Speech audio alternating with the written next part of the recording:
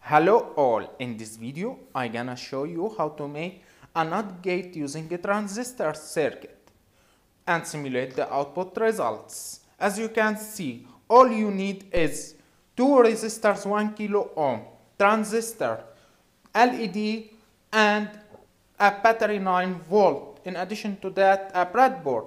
You can see the output results as shown below. When we put the wire into ground, the LED will glow on, turn on.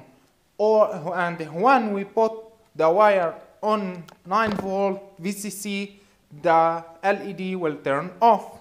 Please all, if you like this video, subscribe to my YouTube channel to get more videos. Thank you all. Also, you can see the another videos.